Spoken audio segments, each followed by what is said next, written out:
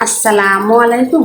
আপনি কাউকে বাজে কমেন্ট করতেছেন, কিন্তু আপনি কি নিজের মৃত্যুর কথাটা চিন্তা করেছেন? না, করেন নাই। যদি করতেন তাহলে কাউকে বাজে কমেন্ট করতে পারতেন না। বাজে কমেন্ট করার আগে আপনার বিবেকবোধ আপনাকে জাগিয়ে দিত। তাই বলছি, মৃত্যুর কথা যত বেশি চিন্তা করবেন তত আপনি খারাপ কাজে জড়িয়ে পড়তে পারবেন না। আপনি কাউকে খারাপ বলতে পারবেন না। যখন মৃত্যু ছাড়া অন্য কিছু ভাববেন, তখনই শয়তান আপনাকে ধোঁকা দেয়। শুধু মৃত্যু ছাড়া সব কিছুতেই শয়তান ধোঁকা দিতে পারে। মৃত্যু একমাত্র আল্লাহর পক্ষ থেকে আসে। তো মৃত্যুর কথা যত ভাববেন তত আপনি কাউকে বাজে বলতে পারবেন না।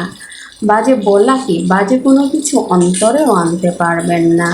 মৃত্যুকে সবার আগে ভয় করুন। মৃত্যুকে ভয় করলে আপনি সকল পাপ থেকে সরে আসবেন। দেখবেন আপনার সরতে হবে না, আপনার বিবেকই আপনাকে সরিয়ে নিয়ে আসবে। তাই আমরা যত পারি মৃত্যুর কথা চিন্তা করব, যে আল্লাহ তাআলা আমাদেরকে দুনিয়ায় চিরস্থায়ী জন্ম দেননি, শুধু সীমিত সময়ের জন্য আমাদেরকে দিয়েছেন। যদি পারি আমরা এই সময়টাকে ভালো কাজে লাগাবো, মানুষকে ভালো বলবো, কাউকে খারাপ বলবো না।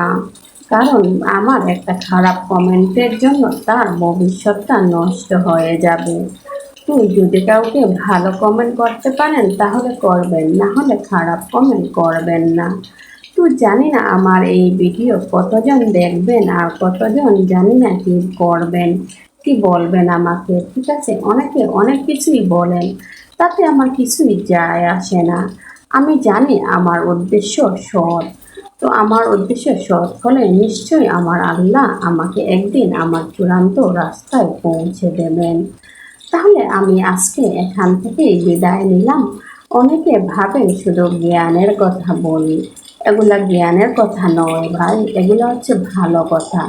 ভালো কথা বলতে হলে জ্ঞান অর্জন করা লাগে না, আপনার বিবেককে প্রশ্ন করলেই আপনি পেয়ে যাবেন। তো যারা আমার ফেসবুক থেকে দেখেন তারা তো অবশ্যই লাইক কমেন্ট শেয়ার করে দেবেন। আর যারা আমার ইউটিউব চ্যানেল থেকে দেখেন তারা তো অবশ্যই আমার চ্যানেলটিকে সাবস্ক্রাইব করে নেবেন এবং বেল বাটনটি ক্লিক করে রাখবেন, যাতে আমি পরবর্তী ভিডিও ছাড়ার সাথে সাথে নোটিফিকেশনটি আপনার কাছে চলে যায়। তাহলে আজকের ভিডিও এই পর্যন্তই। সবাই ভালো থাকবেন এবং সুন্দর থাকবেন, সুস্থ থাকবেন। আসসালামু আলাইকুম।